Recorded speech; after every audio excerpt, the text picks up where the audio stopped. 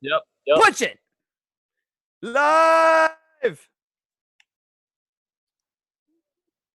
What? There's no sound? Well, we could leave it that way. Wait. Do we need you?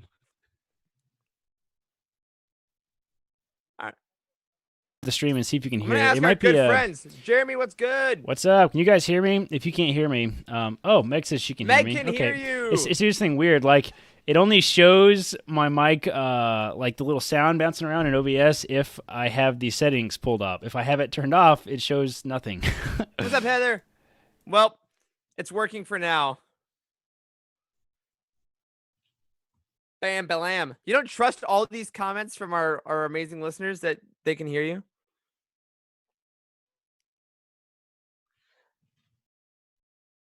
All right, let's start this recording. Let's get some of this gold. This is solid gold content. We got to record it.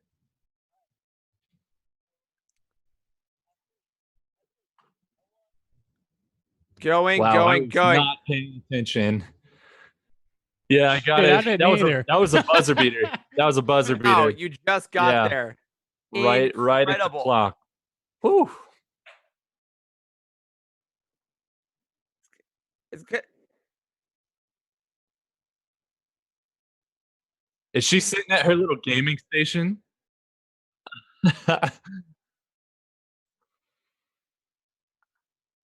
Hey, Corey, guess what? They can't hear you on YouTube now.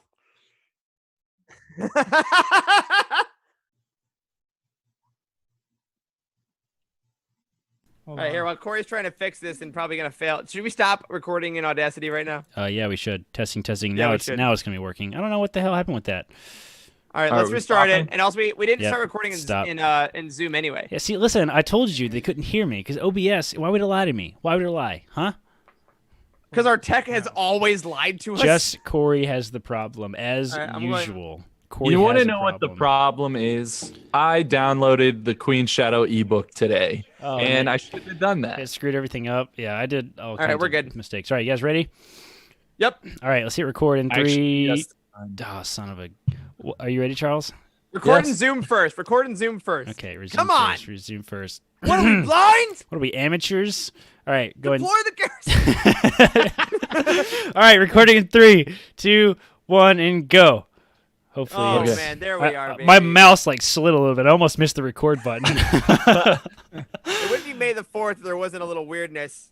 And we can only see... Corey, are you only see I think I was pinned. Now we're fixed. There we go. I was pinned. Guys. 55 episodes in, Corey's like, it's my show now. You remember how I said that I wasn't going to use my checklist anymore? Okay, that's a mistake. I do. I remember you saying that. Yes, I clearly need to still use the checklist.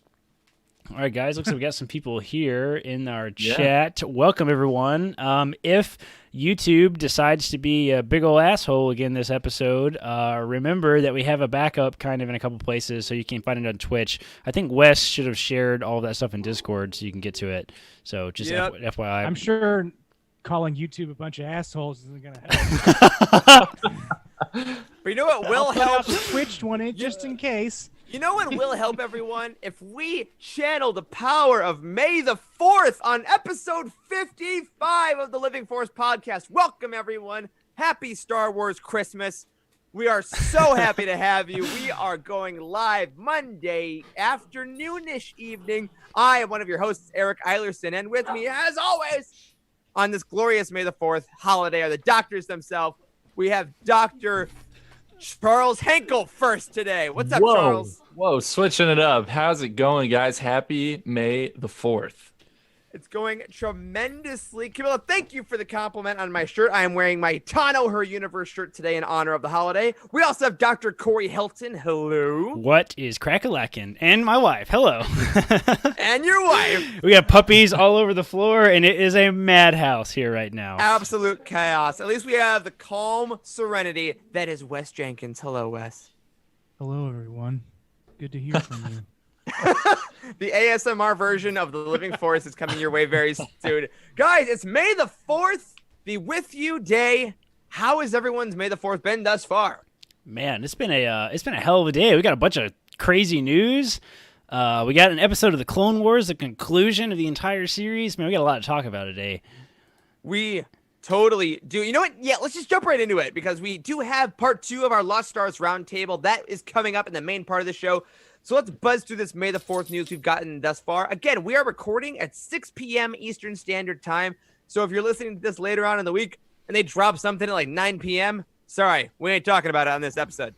But we are going to talk about the biggest news, which is the confirmation that there is a Star Wars feature film coming from the mind of Taika Waititi, who will be directing and co-writing a new Star Wars project with Christy Wilson Cairns, who is the writer of 1917. New film, guys. Yeah, a new Star Wars film. Man, of all the announcements he could have done today, a new film was not on my list. No. Does this make y'all rumors question? Of this? Does this make y'all question everything about Celebration? What kind of announcements are they saving? Or were they saving for that? Are these them, or are there more? I mean, I don't even know what to think. There's always more. There's always. I think that these are ones also because we had this, and then we had the confirmation that Leslie Headland, the showrunner of Russian Doll, is creating, writing, and executive producing and showrunning a new series for Disney Plus. Both of these had been rumored previously in places like Variety, Hollywood Reporter, and stuff. But again, we know you never trust anything until it's on StarWars.com.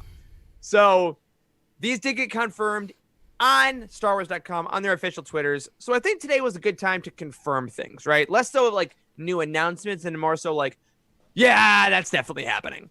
Yeah. But I feel pretty good about those. Do you guys have any idea what you might want from the Taika Waititi movie? Because obviously he did the last episode of The Mandalorian we all loved so much. He did Thor Ragnarok, and then bringing in the writer of 1917 for some war vibes, maybe? I really don't know. I mean, maybe some Old Republic type of stuff. Remember I told you that I was going to be shocked if this little backtrack in time was not going to be successful. So, like, I honestly would not be surprised if that's the next era that they're just going to entirely, is this Old Republic, High Republic era stuff. So maybe that, I don't know. It could also be some of the maybe unannounced stuff that never happened. I know there was originally rumors about the Kenobi TV show. I mean, the Kenobi movie, which obviously we're getting a TV show now. Wasn't there some other like Star Wars story floating around stuff? Like, there's a Boba Fett that was going to be directed by James Mangold for a while. This could certainly be his style, so maybe. Absolutely. Camilla says, as long as it has droids, it's all good. And agreed.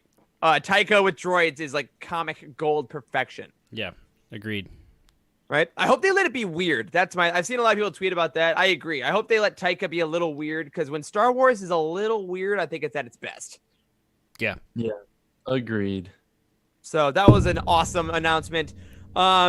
Again, the Leslie Headland announcement, we kind of knew already. Love to have that confirmed.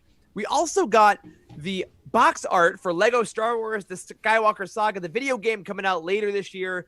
It's gorgeous, encapsulates all the eras. We also got a little article that said it has over 500 characters. Most are going to be playable, including Yaddle. Yo, playable Yaddle. Take my money immediately. Guys, how did that news hit you? Best news of 2020? Possibly? Yaddle. I've played a little bit of the Lego Star Wars games. I don't think I've played all of them. I've played a couple of them, though. A lot of people are super into those.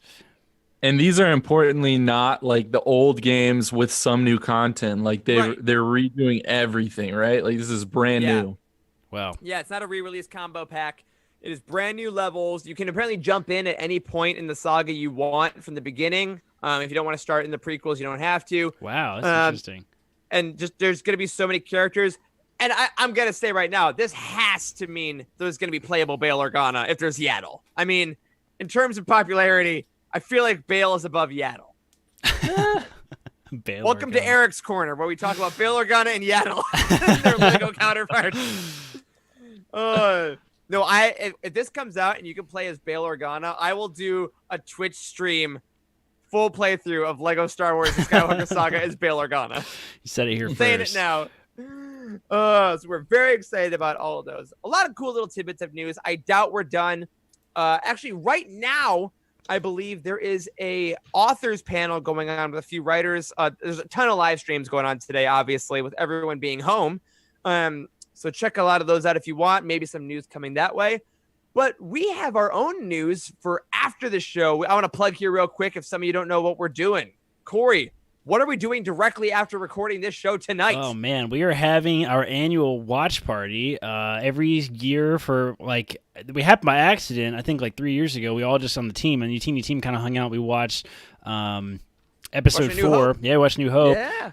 Last year we did another watch party. This year we're doing it again. Lots of fun. If you're a patron of Patreon, then head over to our Discord. We have a audio channel. We're gonna watch the last 4 episodes of the Clone Wars together, the entire Ahsoka arc. We're gonna watch it all together tonight. Hang out for a couple hours after the show. It's gonna be a ton of fun. So if you are a patron, then head over there.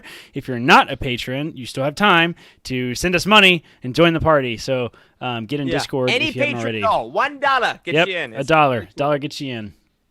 And one cool thing about that too, we are not going to talk a lot about the Clone Wars on this show. Again, we're probably going to bounty hunt about that. We will talk later as we're watching about it. So if you want a preview of our remarks about the finale of the Clone Wars, spoiler, it was perfect and made us all cry and shake.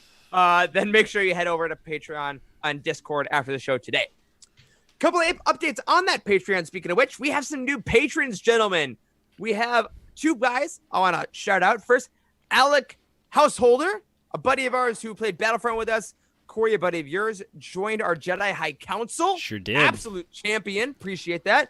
And James Carson joined us as well. Guardian the Wheels, man. You're going to get all those extra shows. We appreciate you guys so much. Thank you for joining the family. We want to keep saying we have Bounty Hunt coming your way. If you have not been listening to Bounty Hunt on Patreon, you have not heard us talk about all of the new episodes of the Clone Wars, all the episodes of The Mandalorian. And going forward, who's to say? Something else will come out. Today, also, we dropped a Legends look back with myself and Jared. We talked about Darth Bane, Path of Destruction. Really loved that book. Loved that chat. So if you're looking for some Star Wars on your May the 4th, check that Patreon feed. And finally, every Wednesday, we still have the Ghost Crew, which is me and Charlie talking about Star Wars Rebels. So be sure to look for episode 5 of that coming out this Wednesday. And of course, if you are new to this show, be sure to subscribe to this Living Force podcast wherever you get your podcasts and tune in every single week to hear us at UTN talk about Star Wars Expanded Universe. Go ahead, leave us a review on iTunes, Stitcher, Google, wherever to help people find us, and head over to utini.com for reviews, articles, and comprehensive book profiles on every single story in the Star Wars galaxy. Y'all, this is where we usually talk about book reviews. We keep getting a lot of book reviews on the site, which we super appreciate. But today, because of our roundtable format, we're going to skip them. We'll be back to book reviews next week. Again, if you want to leave some reviews for your favorite books on Utini, look it up in the search bar. Click on that book profile, scroll to the bottom where you can leave a star rating and a written review, and we'll read it here on the show. Whew. I think that's all the news. Any more news I'm missing, guys? It hasn't been a crazy week, but it's been pretty good, I'd say. I'll take it. I'll take it. All right. One thing I want to address in the chat, our buddy Jedi Pig jumped in and asked us a Clone Wars question before we jump in. Do we think they should novelize other Clone Wars arcs like Crystal Crisis or anything like that? Do we see that happening? I know there's been some rumblings about maybe we should novelize the Siege of Mandalore, or maybe we should novelize things that ever happened to the Clone Wars. Do you think there's places for that? Maybe. I don't know.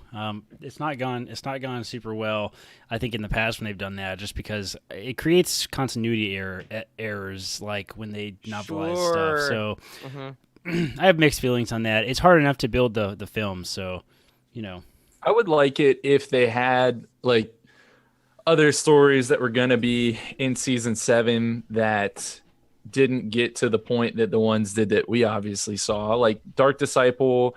I think probably most of us saw the animatics or whatever you call them that were online. And then we got the novel, and it's one of my favorite novels that is in the entire expanded universe. So if there's more stuff like that, untold stories that they could put out in that format, I would love it. Yeah. I remember someone saying there's 30 or 40 episodes that Filoni has marked out and done storyboards and stuff. And if they're not going to get made, give them to the writers. Let's keep Clone Wars going. But y'all, this is not about Clone Wars right now. This is about Lost Stars. We are going to take the rest of this episode and try to finish up this roundtable and one of the greatest books in Star Wars. Going forward, if you didn't hear it in our first episode, this is a full spoiler-filled roundtable. And with that warning being said, I'm going to throw this to our roundtable master himself, the 3 beers in doctor, Charles Henkel. What is going on? All right. We're just going to jump right back in where we left off. So we had just kind of been talking about how maybe Sienna is not a very good person, but maybe she is. We don't really know. Oh, right. That's where we ended. Yeah. It was a cliffhanger just as good as every episode of the Clone Wars that we've gotten recently. Absolutely. So I want to talk about one of the story points that we got about Sienna and her twin sister who had died and throughout the Absorbed story, in the womb. is that what it was?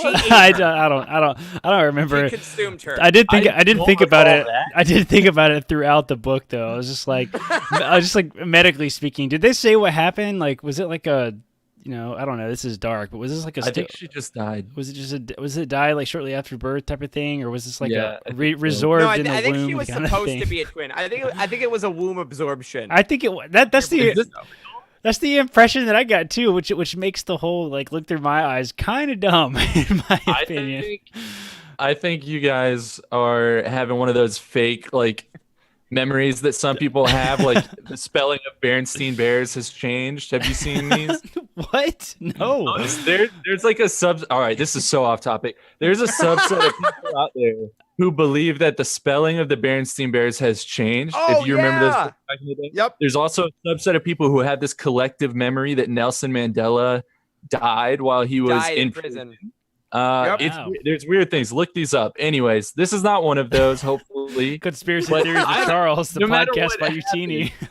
no matter. Yes, people are helping me in the chat. Mandela effect, and Thank you. Jose or Joxy from our Discord says that it did change. I believe in reference to the spelling of the Berenstain Bears. So, Dude, that is not how you spell the Bernstein Bears. It's spelled incorrectly right now. That shit Oh, was what have- changed. what have I done? Casey Murphy also said he totally thought absorbed too. See, that is 100% the impression that I got. Okay, maybe that is what happened. We're gonna have to come back to this. Wes, can we put you on that? You find fact check this find out all if the the twin was resorbed or No problem. not. Figure out what happened to Wynette, okay? Oh my god. See if I can pull the Detective video Jenkins clip, is too. on the case. All right, guys, we got to get going here. So, Guys, do you want me to Yeah. spoil this right now? I found it on Wikipedia immediately. okay, all For right. Wynette, who died only a few hours after they were both born. Okay. Y'all I thought she was absorbed Jeez. as well. Absorbed. Oh. Maybe she was absorbed, but Yeah. several hours after birth. Wait, Oh so she my went God. back? It's a whole new meaning to look through my eyes. Wait, Corey, you Oh. deliver babies, right? Is that possible? Can you be absorbed after you're born? Maybe if it's like some kind of mutant alien that, like, I don't know, eats other babies or something. I don't know. Like our in Technically- Star Wars. Yeah. The Jellucani are technically aliens. Oh my lord. Okay. All right. Moving guys. on. Starting strong, guys. Starting strong. This is not bode well. Okay.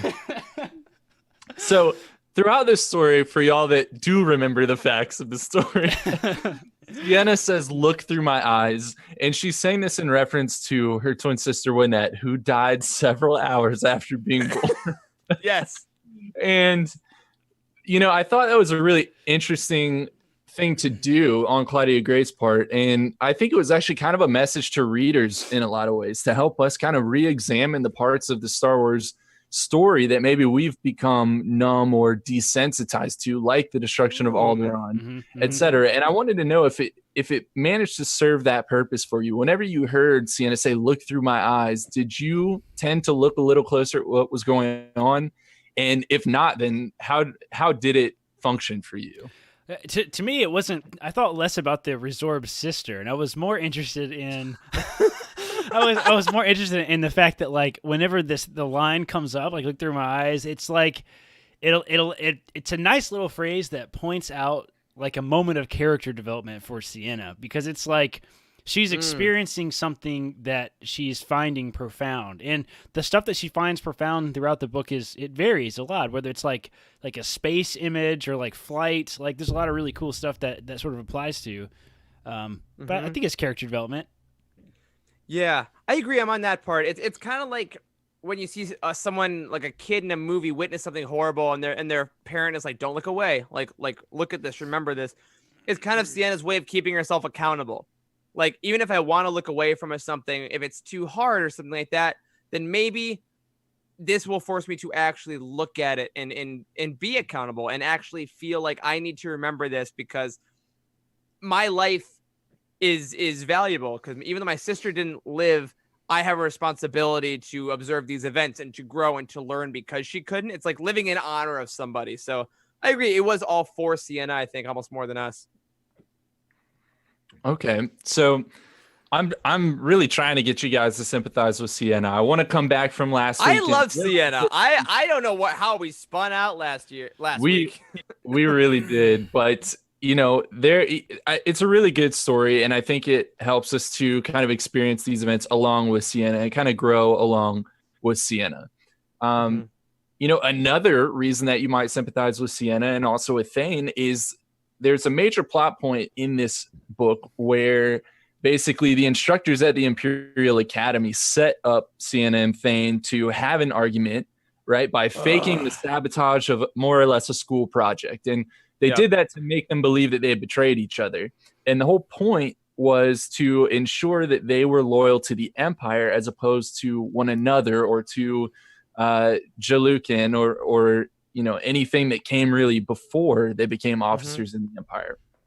So I want to ask y'all, do you think it's possible to serve the Empire while still remaining loyal to your home world and its ideals, or are the two ideas inherently at odds with each other?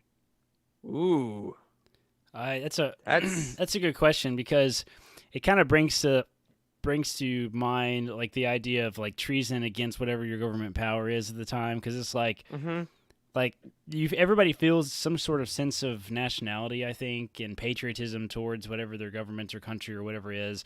I know we have a pretty big like international community at UTN, and like people talk about they're from so and so country, and they have people feel a sense of nationalism. So I think that's gonna kind of occur to with like anybody in Star Wars in regards to the Empire. But there's also this sort of, it feels like for a long time the Empire was like secret bad. You know what I mean? Like like people didn't realize the Empire was as awful as it was until it like directly affected them.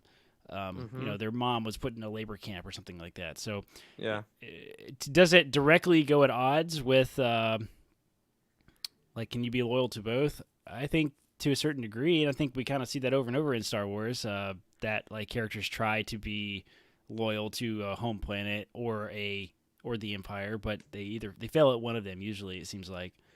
Yeah, I think it also depends what the station of your planet is within the Empire. Like, it's probably a lot easier to be loyal to Coruscant in the Empire than it is to be loyal to Tatooine in the Empire, right? So I think if you're richer, then you're going to be more loyal to rich people. Whereas I think in the Rebellion, it's a lot easier for people to be loyal to their home planet because it's a lot of individual home planets making up the Rebellion and kind of trying to band together, whereas the Empire is taking over, subjugation versus willing to join. Sure. Now, as much as I hate the instructors at the Academy for pulling this stunt on Thane and Sienna, you can't lie, it was a brilliant maneuver because it totally worked. 100%. I think that even though Thane hated Jalukan for what it reminded him of, like he hated his family, he hated how he was raised, he clearly still had loyalty to the values of the planet. I think you could argue that he could be more of a first waver than a second waver at heart, even. Yeah. So I think in that way, him seeing Sienna choose the Empire made him double down on his Jalukan nature. He's like, you know what? I didn't really love the traditions of your people, but now that I see you abandon them, I realize how good they are, and that makes me more angry at you. So to answer your first question again, Charles, I think that it depends on where you're from and what those values are, more so than the general idea of can you be loyal to a planet and an empire at the same time. Yeah, I think that makes a lot of sense. When you said that was one of Thane's roommates, Ved Foslo, right? He was Oh, from great, Coruscant. great dickhead character. Yeah, he really was. Like, oh, And we knew this when guy. they- We all knew this guy in school. Oh yeah, we did. And he went to like the Imperial Ball or whatever they went to, right? And he was dressed in like the latest Coruscant fashion, I think is what the book said. And you know, if Thane or Sienna had done that for Jaluk, and I imagine it probably would have been looked down upon, but it was totally fine, you know, for him to flaunt that he was from Coruscant. So that's a really great point. But you know, I want to talk about someone else who remained loyal to the Empire, even when I think it was an incredibly questionable decision to do so, and that's none other than the other roommate, Nash Windrider. Yeah. So Man. Nash, we talked about him just briefly last week about he basically was from Alderaan. Obviously, Alderaan was destroyed, and Nash continued to serve the Empire all the way until the very end of the book, when we find out that he essentially survived the Battle of Jakku. He is part of this like amassing Imperial force out in some nebula, and Nash actually closes the book speaking to Sienna and says the line, "You will be avenged when the Empire rises again." So let's get the obvious out of the way. Are we getting a sequel? A sequel? Should we get a sequel? Yes. Should Will we? Okay. I doubt it. I don't know. Sorry. Would I like one? That's the real question. Would I like a sequel? Absolutely. I think it sets up a potential for a sequel, because also very few Star Wars books end with "and everyone's story is concluded." Yeah. Like it's a living universe, so I think it's smart of her to keep it open if she wants. I would already love a sequel for sure, but clearly the way they're using Claudia Gray in the High Republic and a bunch of other projects, I don't think they're going to bring her back on this, maybe for another like 5 or 10 years. So as much as I would love one, I weirdly think she might be too high profile, if that makes sense. And I don't think they'll give it to anybody else. No one else should do it. Oh, I'll say I that. agree. I agree with that. Yeah. So let's do some pure conjecture just quickly. If there was a sequel, let's examine where everyone is at the end of this book and where that could possibly go. Because Sienna is in a New Republic prison for war crimes, right? Well, Sienna at this point has been reabsorbed into her mother's womb. And we're back. No, but I think it's an interesting thought, though, because with the timeline, could it possibly line up where she could have gone to Trader's Remorse, you know, the town for ex-Imperials that we saw in Alphabet Squadron? Yo, if Sienna Rhee shows up in Alphabet Squadron, I'm gonna lose my mind. That's actually a fairly plausible plot line just in general. Like, forget like everything. Like, that could actually happen. You said conjecture. She's an incredible pilot. Yeah, that could certainly. Yeah. She could be a character in that series. Charles, Damn. what you just did You to my mind. Heard it here first, guys. Wow.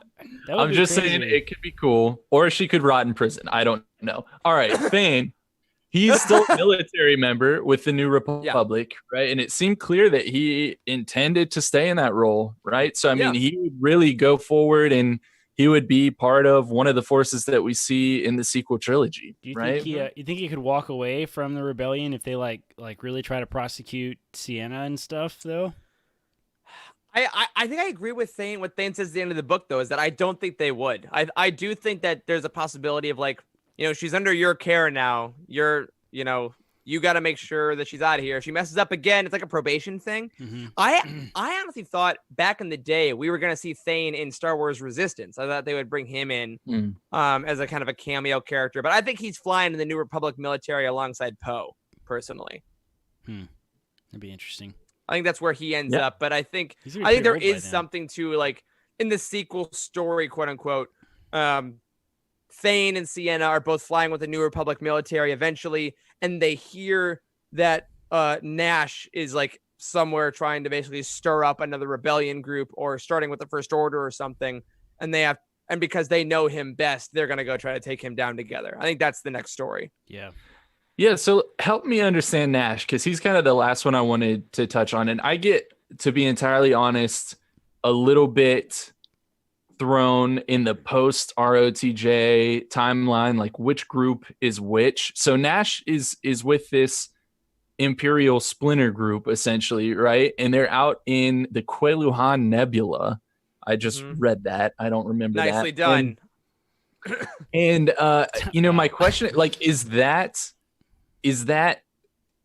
the beginnings of the First Order force, or is that just an Imperial splinter group, and he could, potentially be one of those like warlords that we saw in Legends? Like, what is happening there? No, I think it's certainly going to be early First Order stuff. Like, Early First Order. yeah, I think so. Very because much like Aftermath. we're kind of past that Imperials grasping for power phase. I think of the timeline. I think that really mostly happened between Return of the Jedi and the Battle of Jakku. Like, everybody kind of went nuts with that. But in this book, like, we kind of see the very end of it. It seems like there's a sense of cohesion. So I don't know. Doesn't Aftermath pick up somewhere in regard to this timeline as well, or is there's some overlap there, Eric? I can't remember. Yeah, Aftermath, Empire's End ends at the Battle of Jakku as well. Okay, that's right. And there are definitely some First Order beginnings there. So I agree. I think that Nash ends up being some sort of. He's one of those snotty First Order officers that, like who is that? Who's that asshole in that recent Pride? book? No, not Pride. Yeah, the recent one that beats the crap out of that Kath? girl. Do what? Are you talking about Kath from Black Resistance Spire? Reborn. Resistance Reborn. The guy from Resistance Reborn that was like a jerk, like the character that was like the He's manager. Corellian. I forget his name. Yeah, anyway, that's the type of person that Nash is becoming, though, is like this sort of sniveling, arrogant, righteous nutcase. Like, Yeah, so I want to talk about Nash for a second, because this read changed my view on Nash quite a lot. I gotta admit. Okay. Because Alderaan is my favorite planet. Like, fanboy wise, I love Alderaan. I'm all about Bail Organa. If this is your first show ever listening, and I love everything that planet is about. So I was predisposed to love Nash from the beginning. And then once he turns after Alderaan is destroyed, my first read, I'm like, I hate this guy. This sucks. This time reading it through, I really read the tragedy of Nash a little bit more, because this dude is super loyal to his home world, and he leaves because it's a core world. It's a high-ranking world, and he's loyal to the Empire. I think this goes back to what you just asked us, Charles. Can you be loyal to both? And I think he was. And I think once Alderaan is gone, his mind cracked in a way that he needed to justify what happened.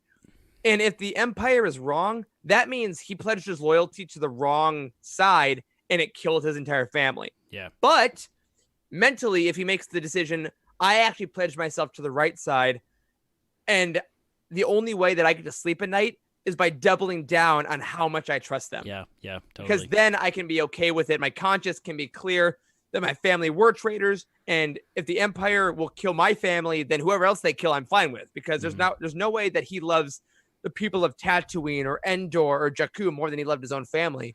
So of course he'll let anyone burn at that point. Yeah, And it's really sad to see his mind kind of crack like that. Yeah. Totally. I mean, what you're describing, like, medically speaking, is kind of like a psychotic break where you have like a major stressor, right? And it can cause all kinds of things. You can have auditory hallucinations, but you can also have delusions, which are basically like beliefs that you have despite all of the evidence to the contrary. Right. Yeah. And so despite all this evidence in front of Nash that the Empire is a horrible, horrible thing, he just kind of has this delusion that he needs to serve it. And like, that is his only function and priority in life. And I really think it is to that point. Like, I think he is cracked, like you said, Eric. Yeah, you heard it here, guys. The destruction of Alderaan was a major stressor, medically speaking. Also, we can't really ignore the fact that Nash was kind of low-key creepy on Sienna, like, throughout the book. Well, yeah, Heat point, though, you're totally right. He's hitting on her, and then when she's like, please don't, he's like, oh, no, you still love the dead guy. My bad. That's You're true. totally right. He did I'll back wait off. like another... But he's going to wait like another year, then he'll try again. Yes. Like, we get it. We know what he's doing. Yeah. He's not saying no because of her. He's saying no to honor his dead friend, That's which is right. not cool. Like, he should say no because she doesn't want to go out with him, not because he's betraying another dude's memory. Oh, God. That's a good point. That's know? a fair point. Okay, so final. Jedi Casey says in the chat, not at all low key. Camilla says, again, pretty creepy. I thought it was a little creepy. So final thoughts on Nash: creepy and crazy, both. Creepy, crazy, and tragic, and an Alderanian. Wait, before he cut his hair, he was awesome. That's the key. Oh, listen, I'm gonna come back to Nash's hair. But we'll get there. We'll get Oh, there. thanks for that teaser. I love that. I'm just saying. So we kind of jumped ahead and talked about Nash there. I had like one big question that I want to hit on kind of all of the big characters just to kind of get us through the character section like we typically do. We've kind of covered Nash, so let's just get back to Sienna and Thane, and then we're gonna have some fun. All right. So Great. Sienna, we kind of talked a lot about her continued devotion to the Empire and how it made us dislike her character. I'll tell you one thing that really got me is how she was kind of okay with her mom being sent to a hard labor camp. So did y'all find her kind of lack of reaction to her mom's sentence hard to believe, or did you like lose your sympathy for the character of Sienna at that point? Because it that's how it was for me. Yeah, I certainly did. Like, it was already frustrating up to that point that, like, she couldn't see the evil. But at that point, she freely acknowledges that it's evil in a lot of ways. And I think we talked about this a little bit last episode. Like, the fact that she openly talks, we see in her mind that sort of narration in her head. Like, we see her openly admit, like, that she's going to have to go back and report to this officer that, you know, her mom's guilty and the Empire's right, and, you know, screw her mom, you know, like, and that's what the officer wants to hear. Like, she freely admits that, which in a way is like commentary on the fact that she recognizes that the Empire is evil in some regard, like, even if that's subconsciously. So I certainly lost respect for Sienna at that point. And like, we feel a level of sympathy for her as a character because she's one of the protagonists, right? We see her throughout the entire book, but at the same time, like, you know, in the grand picture of the rebellion and the Empire, Sienna is certainly guilty. Like, certainly guilty. Like, just as guilty in my head as the folks that were real gung ho about murdering everybody. You know what I mean? You know. So Yeah. All right. I'm gonna come here with the exact opposite opinion. No. So this actually is where my sympathy for Sienna like peaks at this point, because I see this is the point in the story where her spirit starts to break and she can't hold it together. I think this is the point where she starts talking about, you know, what if I just flew my tie into that ship? What if I just died? Because like it's kind of like if someone in like North Korea has to do that. It's the exact same kind of thing. Like, doesn't your parent deserve to go in these work camps? And they look at you because of that government, because of that dictatorship and fascism, you got to say yes, or else the more horrible things are going to happen.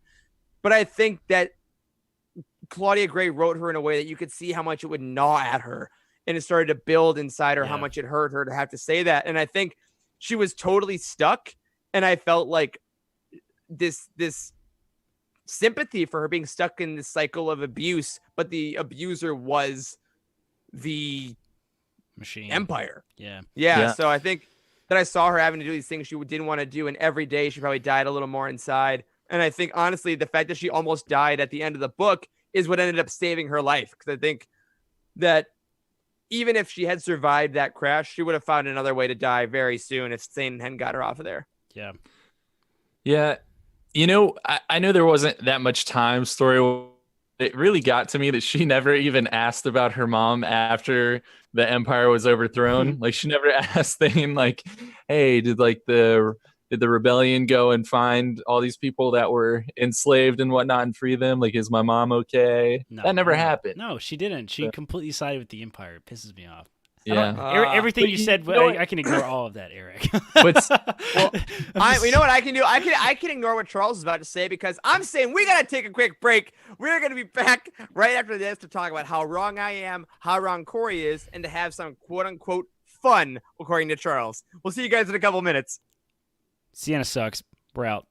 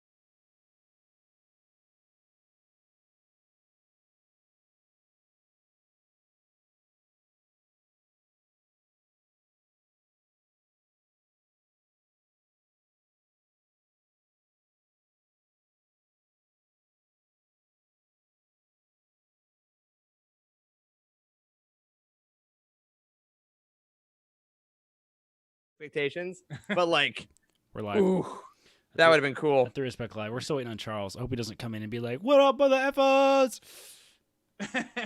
Are we back? What is it Did you say that? Yeah, we're back. We back. Just hanging out. Charles, be back in a second. We all have to pee at exactly 39 minutes every single week. Never Yep, fails. it's perfect. And usually it's a good time that you can pee. You can get a beer refill. It's the perfect time. Yeah. Oh, man. So I started reading Dune this week. Oh yeah, Dude, how's it I going? just bought it. Yeah. I yeah. think that's the thing to do now. I read the first 3 chapters. It's cool. I don't know what's going on. Every other word is like a new mythology thing, but it's pretty cool. I'm digging it so far. Okay. I didn't know that there's movies already about it. I know there's a shitload of books. Yeah, there's like a ton of books and lore, but I just want to get it done for the Nerdist book club. I want to follow along, and we'll see how nice. that goes. Because then I can read here. I'm gonna hold this up to the camera. Let's see here. I'm on my way to. Oh, Yeah, dang. Dune's quite an investment. It's like 760 pages or something. Because then I was gonna start this guy. Dun dun dun dun. Oh, Ba-da-ba, snap. ba-ba-ba. Son of a I was gun. gonna start. Yeah. Oh, nice shirt change. Yeah, I was gonna start Hey. this, but then I'm like, well, I might as well do Dune first since there's the book club going on. But I did read the first 2 chapters of this. And And It's good. nice. It's gonna be real. I'm good. so pumped. I know. Yeah, I gotta say this is it grabs you. It grabs Nice. you. So I'm very Dude, excited. and the author replied to your tweet about it, right? He did, yeah, because I So- tweeted out that I got a digital copy, and he said enjoy it. So he keeps tweeting out a bunch of other authors. He seems like a cool dude, Alex Segura. So We'll get him on the show. T13 says flip through some pages for us. We'll help you write the review. Oh, thanks. I'm Thanks, sure, guys. I'm Appreciate sure it. that would go over really well. Yeah, they'd love that. Oh, wow, cool. We got a bunch of people doing as well. Love that. All right, you guys ready to jump back in? Yep. That Yep. Charles, that is a different shirt, right, Charles? I don't know what you're talking about. Somehow I don't have that shirt. I don't, and it's like the Red Millennium Falcon shirt. It's such a meme, and it's such a great shirt. Jared was wearing it during our Legends Look Back recording. Funny enough. Oh, nice. Target, man. I'll tell you what. Great stuff. All right, I'll bring us back in just a second, folks. And we are back. What a great break. I feel refreshed. I feel good. Corey is wrong. Charles, what's next? So I was just about to make a point. Dang it. And now I'm going to make it. Do it. So I want to do a little thought experiment, guys, because I was thinking about this the other day and I realized Sienna's oath of loyalty is similar in a way to Chewie's life debt. Okay, we Ooh, look okay. at Chewie's bond with Han fondly, basically because they became great friends and they generally agreed on things and they acted as heroes, right? With their Mhm. defiance of the Empire, blah, blah, blah. But imagine if Han had acted in a way that Chewie disapproved of, or if he had been immoral in many of the ways that the Empire was immoral. Would Chewie still honor that life debt? And if he did, would we lose our respect for Chewie in the way that we're saying we did for Sienna? I don't know if it's. I don't know if you can take the moral high ground by bringing Chewie into the conversation, Charles. Oh, you can't. It's a cultural oath, essentially. So let me ask you this: is the life debt concept canon? Because that's certainly a thing in Legends, but I mean we have his origin story in Solo now, and there's no mention of that. So I don't know if that's technically canon anymore. But theoretically, at least, if we take the Theologically. idea of a debt, theologically as well. Theologically. I was gonna scoot right by that, but sure. Yeah, it is an interesting idea, and I think it really brings to mind what are the differences as far as cultures go. And I think in Star Wars, we often get to a point where, because for so many years it was largely written by people that follow the same cultural guidelines, that somehow every alien race seems to follow the same cultural norms and the same traditions. Mhm. And I think that the Jellucani are like very different. Like the fact that honor is so big to the first waivers is something that is so foreign and is so, unable to be understood. And I honestly think that a little bit of that mixed with, again, the importance on rank and the importance on advancement and the importance on bringing honor to your family is a little more of an Eastern tradition. So I think it kind of catches some people off guard. So that might be part of it too. Yeah. Yeah. And I do want to point out, I don't know if, I can't recall now if the actual Chewie having a life debt is canon, but the idea of a life debt certainly is canon because Chas actually talks about it with Will in Alphabet Squadron. And Qui-Gon talks about it. And Qui-Gon, yeah. That's right. Yeah. Oh, yeah. He owes me what you might call a life debt. And now this ridiculous lizard man must follow me around and trip me wherever I go. Something like that. Exactly. I think that was pretty much a direct quote. Essentially my slave now, and I'm using Jedi mumbo jumbo to justify it. All right. Yes. He is my slave. Not like your slaves. I haven't come to free you, but I am going to take your son from you. But I kind of bought him. But I gambled on him, so he bought himself, but he's still not free because the Jedi are also kind of slaves. You get it. Perfect sense. Oh, all right. What a segue into Thane Kyrell.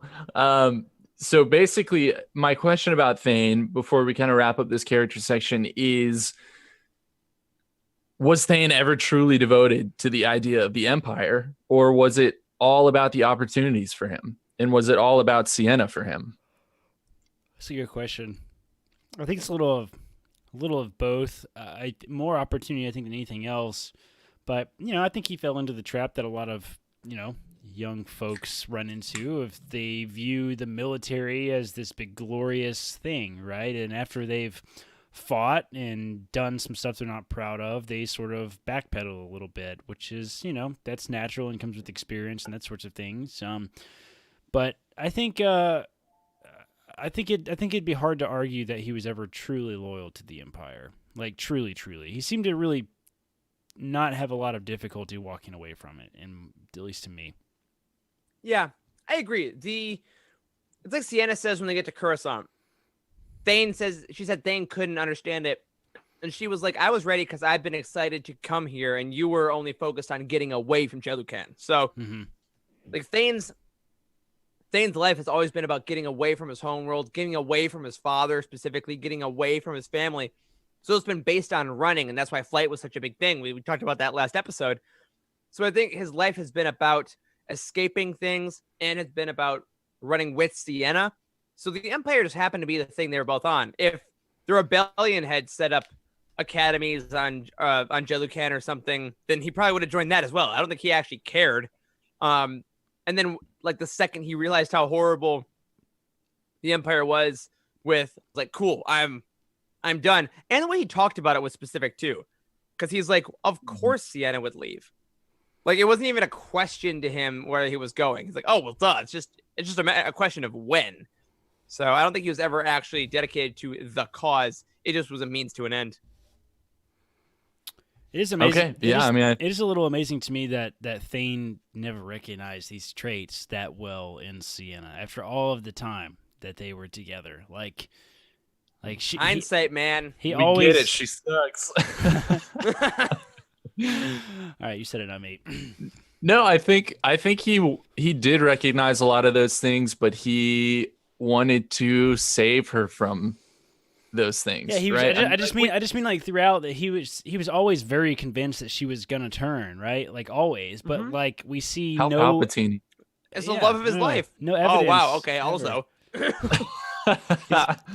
Plot twist. He's actually a Palpatine. There we go. Rey's brother. There we go. It's canon. No. Apparently, we can just do that now. Okay. Well, on that note, I want to talk about another cool thing about this book, and that's that it actually got a manga adaptation. That's right. Yeah, and the first volume actually was not published until 2018. So it was like 3 whole years after the book came out. So that's kind of one thing that I think points to the story not really fading from the awareness of the creative team that Lucasfilm, Del Rey, all of those people. So fingers crossed still maybe on a sequel there. But has anyone here read the manga? I have not. I own it. I've never read it. I got them specifically for this roundtable.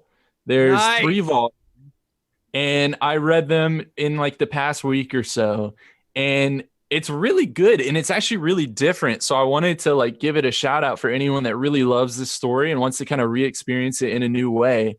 This is a great way to do that. It jumps around. It opens actually with the Battle of Hoth, that point in the story. That's like the very first page. And then it does tell things in flashback form, so you get a lot of the rest. It's just a really good supplement if anyone hasn't read it, especially if maybe you don't have the patience for like a 600-page novel.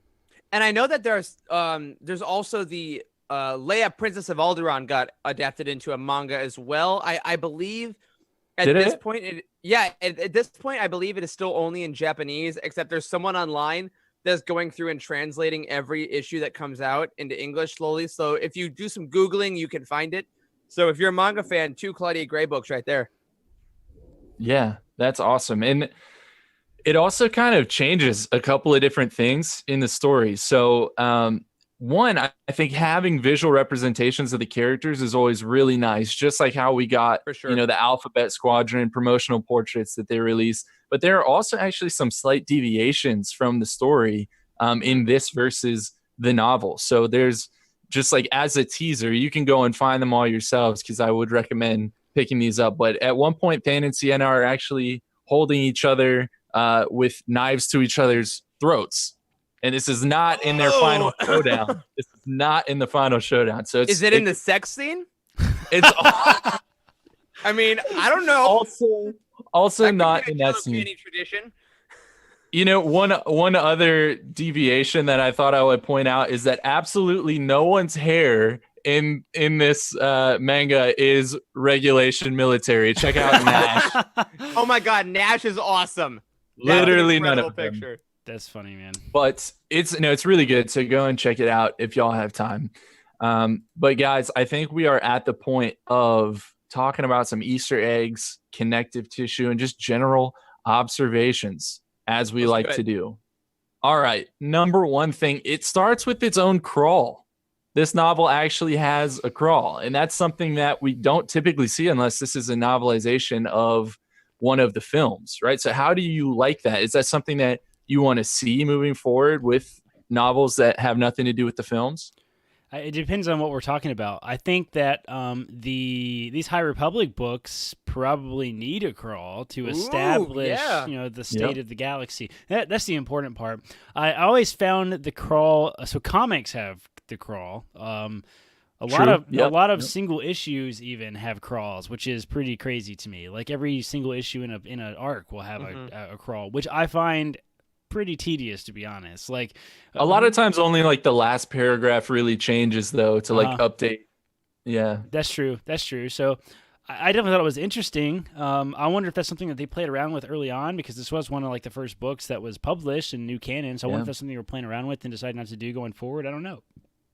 I love the idea of a crawl personally. There are other books that start with like, I think doesn't Aftermath start with an Akbar speech? Or like there are some books that always start with something. I'm always a fan of that. Whether it's a crawl in itself, whether it's a speech by someone giving like a state of the galaxy, because you're right, Corey. That's a great way to put it. Yeah. Because Star Wars, we a bounce news around report so much. or something of that nature. Yeah, we bounce around so much in the timeline. It's nice just to have a little bit of a sense of where we are, and maybe we were trained with that through the saga films. Maybe that's why we expect it. But if that's it, I think that's always a fun little nod that makes Star Wars pretty unique. And I really do enjoy that stuff. So definitely in High Republic, but also going forward, always pro crawl from my camp. Awesome. Yeah, I loved it. I'd love to see some more. Moving on, this book kind of spans all of the original trilogy as well as the beginning of the sequel trilogy. So we got a lot of characters that popped up from the films, and I want to run through at least a list of them and hit some high points for them in the story. So Tarkin, number one, we got an awesome scene where he's actually kind of nice, right? And he invites Sienna and Thane onto a shuttle and basically kind of acts a little grandfatherly for them. And I thought it was cool that if you read this book alone, just that scene without having watched A New Hope, you might even think that Tarkin was kind of a pleasant guy. You are describing literally Charlie's experience with Star Wars. She read this before she saw any movies, and she loves Tarkin to this day. She's like, I know he's evil, but still? I mean, first impressions, man, hard to shake. Yeah, Tarkin is, in my opinion, one of the most effective villains in all of Star Wars. Like he's up there in like my top 3 villains of all time. It's like Emperor Vader Tarkin to me, or like top villains ever. Because Tarkin is such an interesting character. He's so politically savvy. He's a great military leader.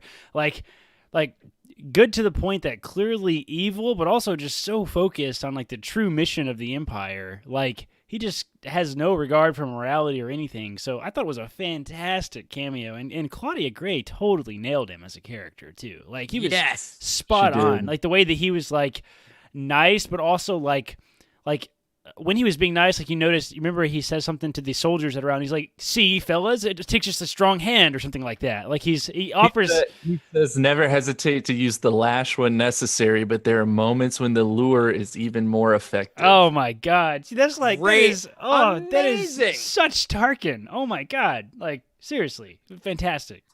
Tremendous. Yeah, it really was. And I thought it kind of expanded on his character in an important way, just with one scene where we see how truly conniving he is, like where he isn't just the straight up evil dude who everyone is scared of. Like he can play that card too. Mm-hmm. You know, he can lure you in with the honey essentially. So yeah, absolutely. I thought that was fantastic.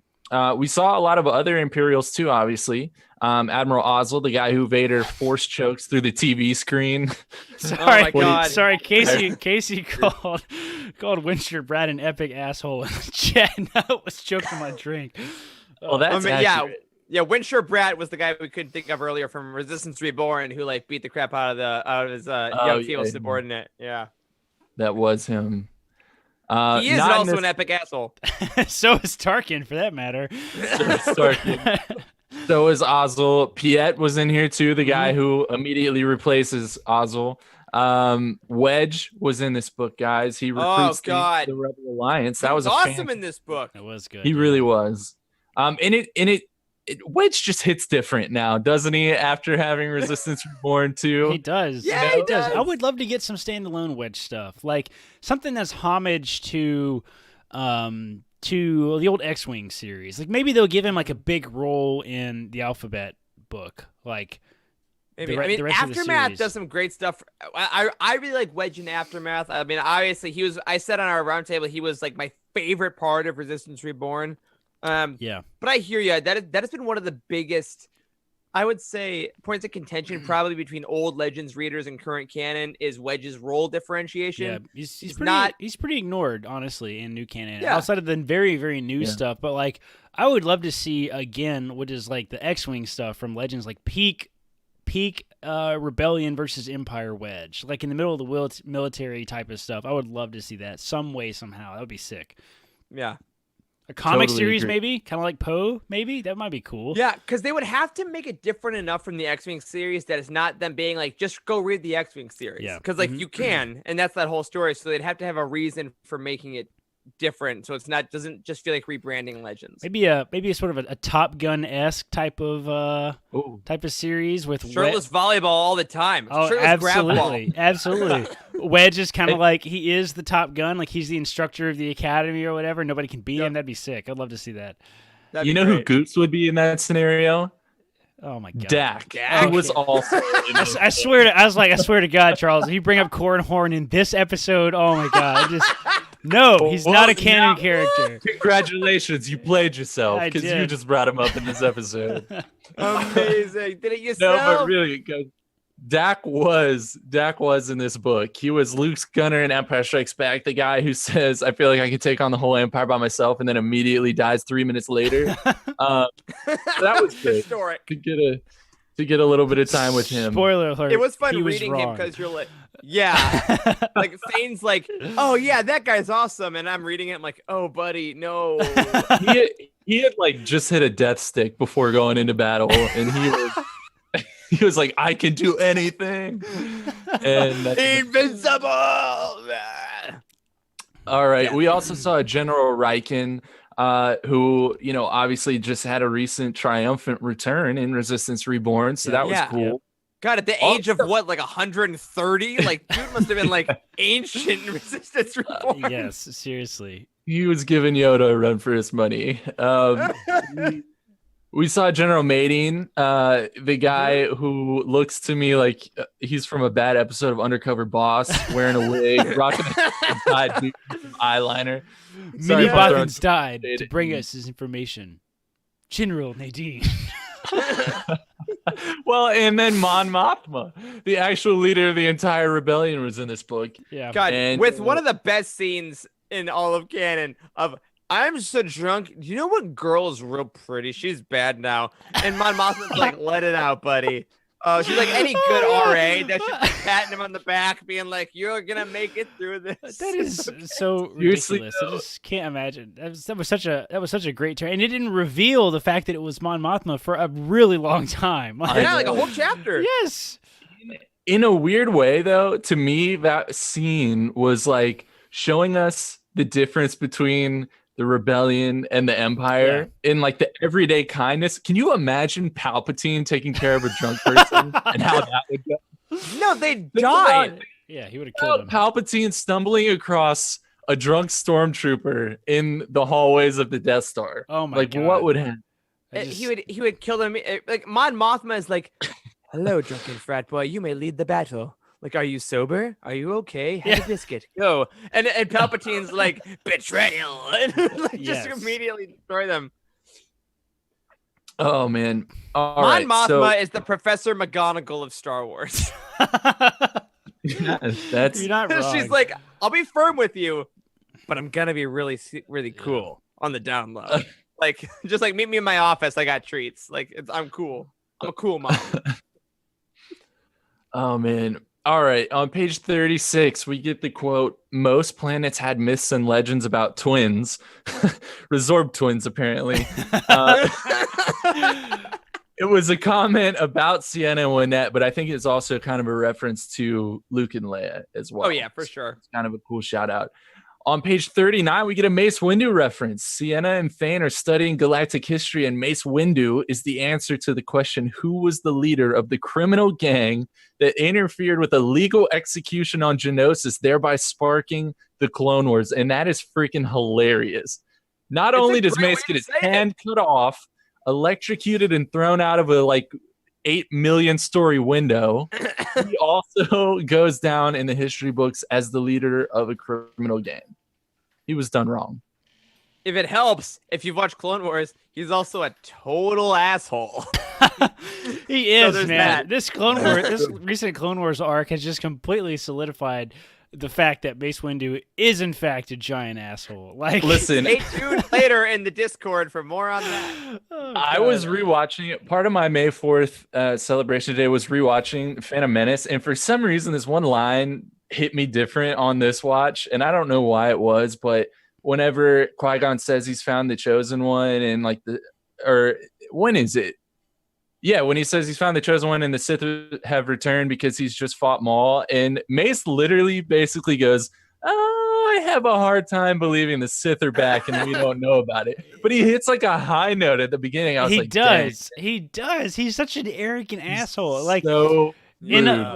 like I always, for the longest time, I know we're on this huge tangent right now, but this is important. For the longest time, like I was like really doubting myself. I'm like, is Mace really the asshole? Like, he's so cool. It's like it's Samuel Jackson. He's got a purple lightsaber, but no, like he's 100% the like one of the main reasons that the Jedi suck ass and like basically lose everything is Mace Windu's fault.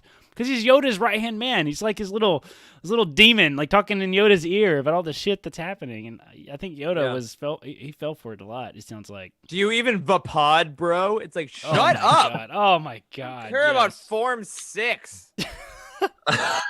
We get it. That was a deep dive right there. Yeah. That was. All right. Moving on to off of Mace to a random thought. I was thinking about this and I did not have the energy or the drive to look this up, but is it possible that Thrawn and Eli Vanto were at the Academy at or around the same time as Sienna and Thane? Holy Do those crap, times dude. line up? Because Lost Stars. I don't know how you find this stuff, Charles, but you're probably right. I just think about it. I was in the shower. And As it happens. Wow. I mean, maybe. what's up? Maybe? Maybe. Yeah. I mean, I think it's a maybe. I was trying to look it up on the Utini timeline, but I realized that both Lost Stars and Thrawn take place over large amounts of time, so the year isn't Awesome. exactly on our timeline. Probably pretty Like- close to the same amount of time. Hey, maybe. Actually, you know what?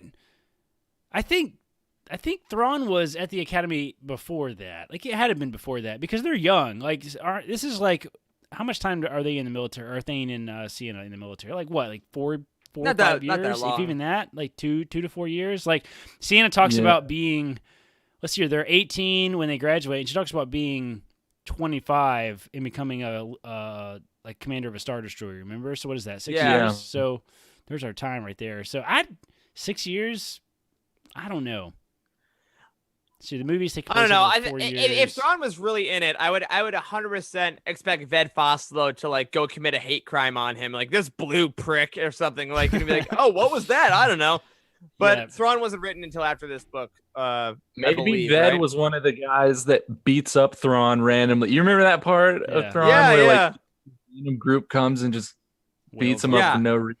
Oh, was one you of- mean the racists? Yeah. Yeah, Racist. those guys, the specious. Yeah. Um, Spacious. Yeah. All right, so Could've been. maybe. All right.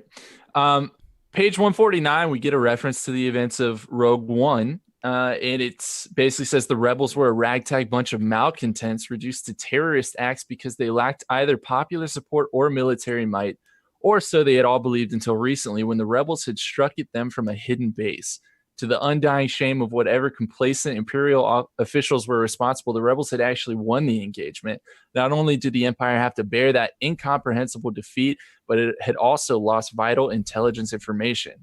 Although the specifics were not widely discussed, Sienna gathered that the intel had to do with the plans of a new secret Imperial space station. And guys, in the manga, as I now know I'm supposed to pronounce this, there's actually a picture like from behind of everyone from Rogue One. Like What? K2, Whoa, really? Jin, like you can make out who they all are. They don't show their faces, but it's actually in there. So I thought that was freaking awesome. That's That's awesome. fantastic. Although I love the idea of the Battle of Scarif being a rebellion victory because of how it ends with just dire death and destruction for everyone True. in Rogue One and Vader slaughtering people. But it's still technically a rebellion victory, I guess. It is. I mean, Yeah.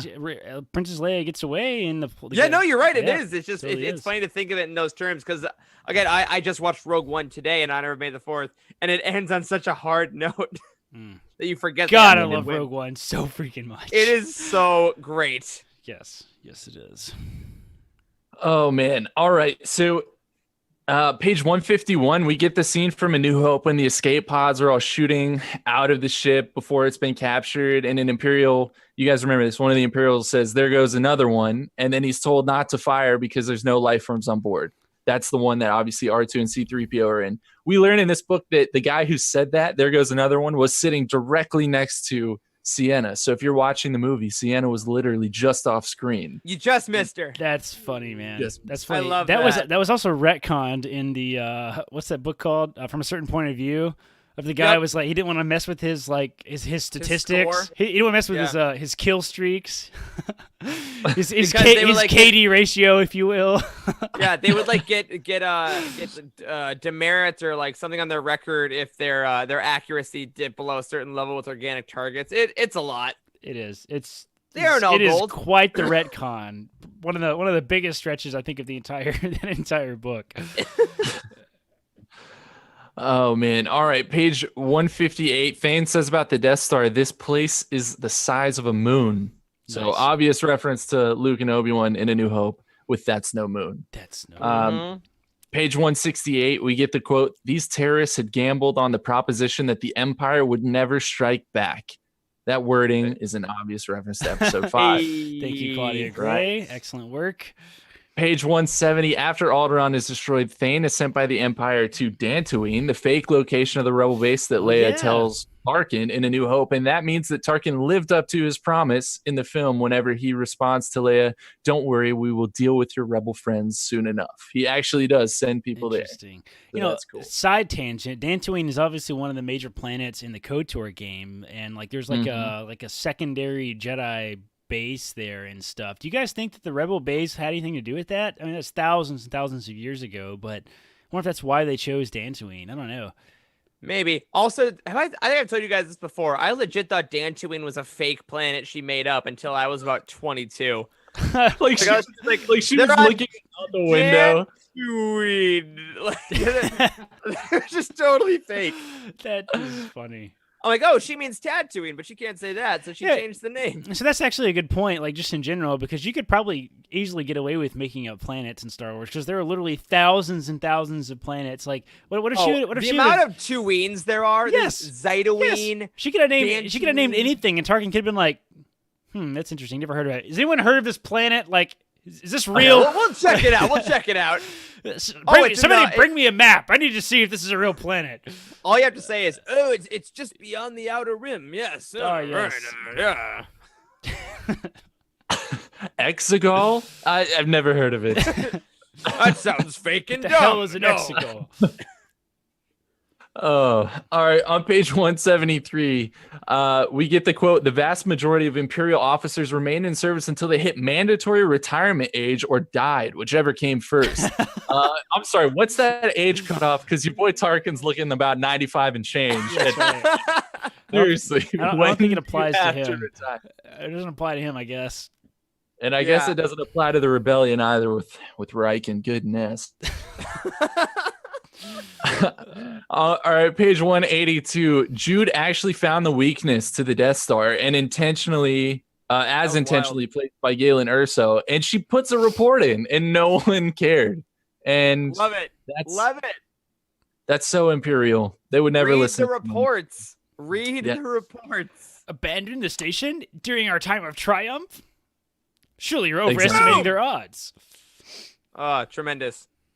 Classic. Page 184, we get the planet Lothal mentioned, which is obviously very familiar to us now, but at the time really would not have been. So that's pretty awesome. Yeah. Page 189, Sienna meets Vader and is so overwhelmed that her, quote, uniform collar felt too tight. That seems to be a reference to his force choking of everybody, I think. Like even his aura. He just naturally starts to force choke. He has to remind himself to stop. Oh, no, sorry. That happens a lot. I wonder if that's been counted. Like, how many people like put their finger in their collars when they meet Vader? A lot of people do in Star Wars. Like, I wonder if it's because, is it like, does he just like subtly force choke everybody? Does he have a passive force choke ability where he just like, he walks in the room and everybody gets a little choky, like, man, is there something in the air in here? Like, he leveled up into BBY and got passive force choke. Yeah, apparently, like, seriously, is that a thing, or is it just like, is it subconscious? Like everybody knows that he's just choked a whole bunch of people, so they're feeling it even though it's not happening. I don't know. It is now. Vader choking, absolutely, 100%. Yes. Page 205. Thane finds himself in the Blue Convor, which is a nightclub on the planet Care of Doi. And we get the quote: "The music was excellent. Low, sultry rhythms played by a long-snouted guy at a circular keyboard." Could that be Max Rebo? It's got on his galactic tour? Hell yeah. It has to be. Have you guys seen the Robot Chicken skit where Boba Fett's down in the Sarlacc pit and Max Rebo's like, "I got a gig. I can't help. I got a gig." Is Max Rebo is he like Skrillex or Avicii? Rest in peace. But is he like the guy that would just like show up to a club and be like, "Dude, Max Rebo's spinning tonight. I didn't even know he was gonna be here." And he like drops in and goes like, "Hey, can I play a set at like 3 a.m?" And they're like, "We were gonna shut down, but Max Rebo's here." Yes, like that, except also Sanford and Son. So like just somewhere between the two of those. Somewhere between the two of those. Wait, you mean Mumford and Sons? No, Sanford and Son. The old, like, you know what I'm talking about. Have you seen the show? It's old. No, but but Mumford and Sons is actually, music. All right, to start our watch party tonight, we're gonna watch this the We're gonna watch the bit right. from Robot Chicken. We're not watching Clone Wars anymore. We're only watching 2 hours of Sanford and Sons. Ba-ba-ba-dum. Yeah, we know what that is. I'm coming, Elizabeth. You're the lame one here. We're also inadvertently referencing Scrubs right now for all the Scrubs fans out there. All right. Page 228, guys. We get another pod racing mention. There have been so many pod racing mentions in canon material. I'm never going to stop bringing this up until we get a pod racing book. When is that coming? I don't know. It needs to happen. It needs to be the whatever planet. What planet did Qui-Gon reference in Phantom Menace? Was it Malastare? Malastare, yeah. Where the Dugs live. Yeah, there should be a huge plot point where there's like an enormous race, like Formula One level race, like it's way bigger than the Boonta Eve Classic, like that type of thing. Oh no, dude! Sick. Give me straight up Fast and the Furious. Give me a Jedi that has to go undercover as a pod racer to break up this pod racing circuit, but then he realizes the Dugs are all about family. So he becomes a pod racer and escapes from the Jedi who are trying to arrest them. What if? What if? What if this TV show that we're getting is the unnamed TV show? What if this is the Darth Maul Kira TV show? And what if the pod racing happens in that because that's the crime syndicate shit that they have to like infiltrate, like a big heist type of situation? That could totally work. Oh my god. Yes. Bring it on. And we could see it. Why not? Do it. Do it. You cowards. Speaking of fast ships, 291, we find out that Thane's Rebel Squadron is called Corona Squadron. How fitting. Guys, Fast and the Furious. Oh my god. There it is. Oh, true. With the Corona. With the What? Coronas. Yes. I don't know the reference. They always drink Coronas at their Fast and family. Furious, yeah. Oh, okay, yeah. Okay, I remember that now. I haven't seen those movies in like a decade. Page 290, they're like still coming out like actively, but I know. They're incredible. page 292, Dak is talking about Luke, and he says he even learned how to use the Force from the great General Kenobi, the last of the Jedi. And I was like, whoa, Dak, you got a lot of info there for like a nobody. Like, how You're a would you gunner. know this? That's Obi-Wan and his training of Luke prior to his self-sacrifice is totally not common knowledge. That's why he got killed off so fast. They had to tie off that He loose knew too end. much? He knew too much. Guys, well, no, just think about New Hope. Luke is whiny. He's probably telling everyone he's not one. He's never had a friend before. He has like 4 friends in his life. He's like, hi, I'm Dak. Oh, hi, I'm Luke. I just got trained by the last Jedi, Obi-Wan Kenobi. He died. Like, he would totally say that to everyone he Dak meets. is like, no. Listen, guys, listen. Luke was supposed to go to Tashi Station to pick up some power converters. Yeah. Oh And my no, you're God. right. He never did. Great question. He never did get there. I know. He's still mad about that. Okay. Page 294. Still speaking of pilots, we get the return of Yendor, or really the beginning of Yendor, the Twi'lek pilot and wingman to Thane. Mhm. He was an original character in this novel, and then we see him come in later canon material as well. Most recently, Resistance Reborn. So I Yep. thought that was Absolutely. Great Huge to role see in that him. book. Very cool. Yeah, absolutely. Page 337, Sienna and Nash were actually the people who got sent aboard the Falcon to disable the hyperdrive while it's parked in Cloud City. Corey, you brought that up Yeah. last week. That's That my was favorite. awesome. That's my favorite little. Whenever I'm pitching this book to somebody, when I'm talking about, there's all these things that a great Star Wars novel has. You guys have heard my pitch 1,000 times, and I specifically named that scene. It's like, in Empire when the hyperdrive gets disabled, these characters were responsible for that, and that's why the book is so good. So I love that So scene. cool. Yeah, that's such a great obvious reference that even like the more casual folks recognize. So I really like that. Yeah. Another really awesome one was page 349 when Thane helps to scout out the planet Dakar, which we see the rebels abandoning in the opening of The Last Jedi. But remember, when this book came out, this was pre The Force Awakens, so I thought it was really cool to actually see that planet get a shout out. That's pretty Yep. cool. I didn't even notice that. And maybe Thane is the reason that they even went there in the sequel trilogy. So be. some Very cool tie-in. possible. Very possible. Page 14, we see Perrin Reese say, "We endure and we prevail, not as crude matter, but in the realm of the spirit." And that is 1000% a reference to Yoda's quote, "Luminous beings are we, not this crude matter." Absolutely. Yup.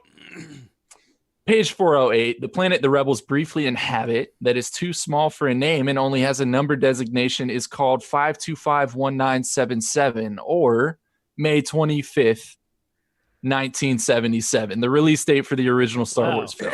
I love it That when was they do fun. that. That's I did notice fantastic. that. That was really cool. That was a nice little nod. And especially It like for as early in the canon as this was, I think Easter eggs like that are super important to the old school Legends fans and people coming into it a little more apprehensive. They're like, no. We got a lot of reference for the old days. So we're gonna make sure we put that in. That was really cool. It was, yeah. Page 424, Thane says, I've got a bad feeling about this. So that is spoken in every Star Wars film except for technically Solo. And Han says, I have a really good feeling about this. And The Last Jedi. But for people who read the books, I think, wasn't it the book where we learned that BB-8 actually beeped, I have a bad feeling about this to Poe at the beginning? Oh, think did it he? was. I think he did. Yeah, so it's not That actually sounds said right. in the film, but it That's is in that. hilarious. Oh yeah, happy beeps. That's right. Yeah. Page 431, Nash says Rebel Scum, classic Imperial slang. Page 447, we get the quote, Palpatine's face appeared on countless hollows every single day. Like anyone else in the Empire, she could have, this is speaking about Sienna, she could have described him as well as she could members of her own family. Hair almost entirely gray, but still thick, face betraying only the slightest lines of care and time, his posture straight, his eyes sharp. In other words, the face shown to the world had nothing to do with the reality. And that just felt like a bad Tinder date to me. Is Palps a catfish? For the entire what galaxy, yes. You know what it felt like? It felt like to me, like that episode of Rebels. Do you guys remember that when he's trying to lure Ezra into that little temple and he's like the hologram is like the really beautiful, pretty older man, and then it like changes to the Emperor when he like loses control of it. Mm-hmm. But also, Palpatine. So Sheev on Tinder, it's like Sheev, 186. And it's just like, hello. Yes. I love domination, but I'm actually secretly a sub. Ooh, like that could be a fun little game to play.